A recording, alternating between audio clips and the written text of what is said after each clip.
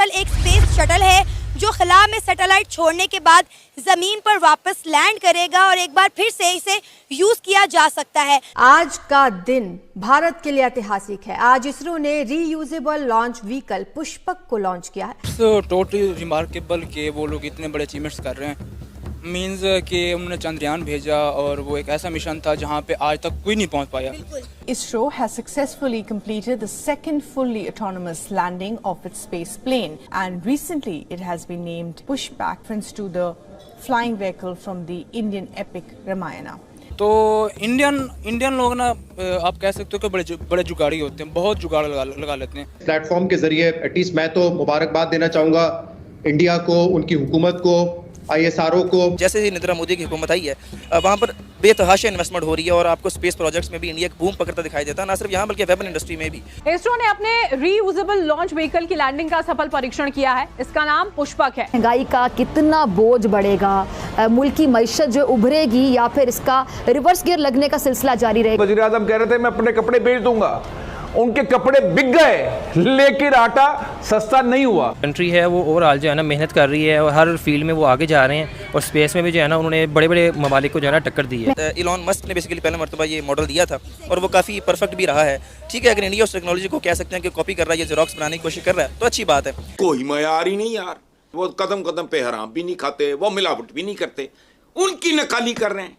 पुष्पक विमान खला के अंदर जो है दूसरे ममालिक की जासूसी करने के भी काम आ सकता है और इसी के साथ साथ वक्त पड़ने पर दुश्मन ममालिक की सैटेलाइट को तबाह भी कर सकता है। शोबे की अगर बात कर लें, आपके शोबे में भारत कहाँ स्टैंड कर रहा है?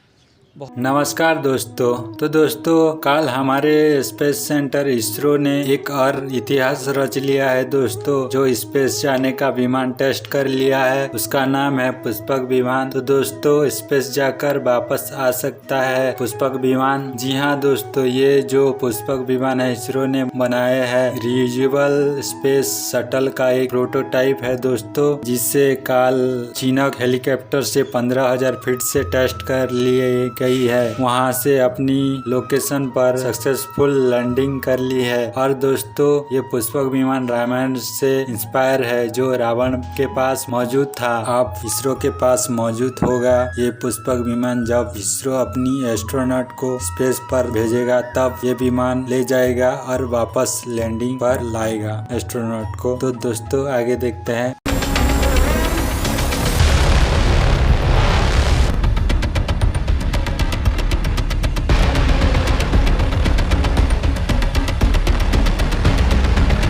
एक और बड़ा कारनामा सरंजाम दिया है। एक रॉकेट जिसका नाम है पुष्पक सक्सेसफुल टेस्ट किया है रॉकेट का, जो कि एक रीयूजेबल लॉन्च व्हीकल है। पुष्पक विमान खला के अंदर जो है दूसरे ममालिक की जासूसी करने के भी काम आ सकता है और इसी के साथ साथ वक्त पड़ने पर दुश्मन ममालिक की सैटेलाइट को तबाह भी कर सकता है। अमेरिका की स्ट्रेटेजिक पार्टनरशिप भारत के साथ इवॉल्व हो रही है और जिस किस्म के ताल्लुकात हैं उनके आपस में, वो ऑब्वियसली डायरेक्टली हमारी जो नेशनल इंटरेस्ट हैं, हमारी जो सिक्योरिटी इंटरेस्ट हैं, उस पे डायरेक्टली इम्पिंज भी करते हैं उनके जो ताल्लुकात हैं। अल्लाह माफ़ करे, ये गलत बातें हैं। ये लोग, ये हम जहलों की ये बातें हैं जो करते हैं। चांद पे पहुंच गए या वहाँ पे पहुंच गए, ये जहलों वाली बातें हैं। ये जाहिलों वाली बातें आप नहीं मानते? चांद पे कैसे पहुँचेंगे? कैसे पहुँचते हैं? सियारा भेजते हैं अपना। भारत में एक ह्यूबरिस सा है, एक एरोगेंसी आ गई है कि जी हम तो अब राइजिंग पावर हैं, अब तो हम अगले 5 सालों में $5 ट्रिलियन की इकॉनमी हो जाएंगे। पाकिस्तान तो ये बेचारा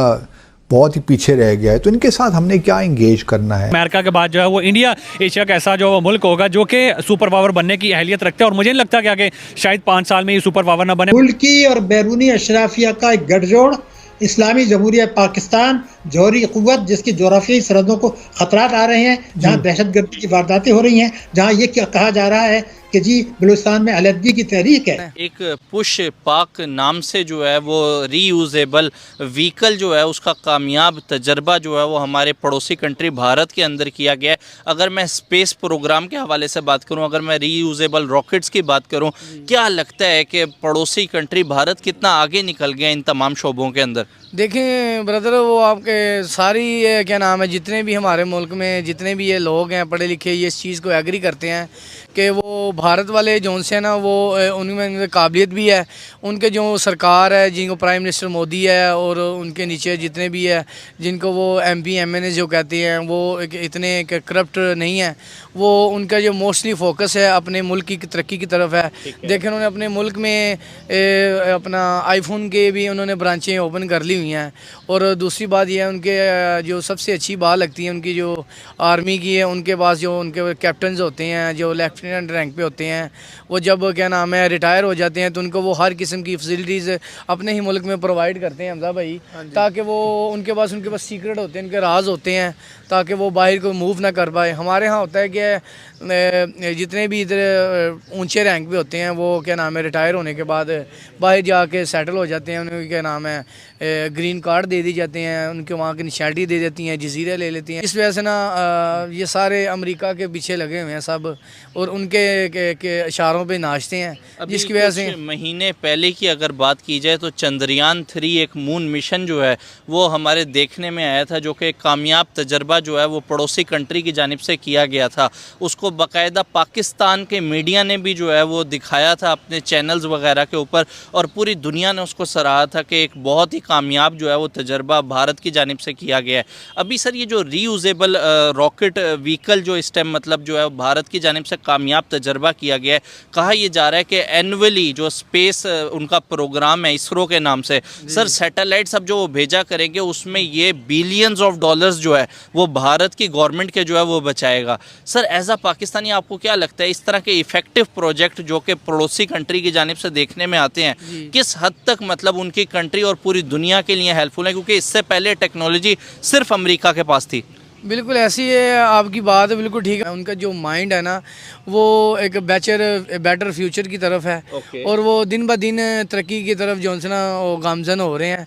एक हमारा ही मुल्क में इधर सिर्फ नफसा नफसी का दौर चल रहा है, हर क्या नाम है आदमी है। अब ये देखें रिसेंटली जो हुकूमत आई है ये भी नाजायज़ तरीके से आई है, और इनके कैंडिडेट नाजायज़ तरीके से उन्होंने अपने ही उम्मीदवार खड़े करके उनको विन करवा दिया। मुझे ये बताएं कि आखिर क्या वजह है कि हम अभी इन्हीं चीज़ों में हैं कि ये सियासतदान आ रहा है, ये गवर्नमेंट जा रही है, बस काबिलियत नहीं है, पढ़े लिखे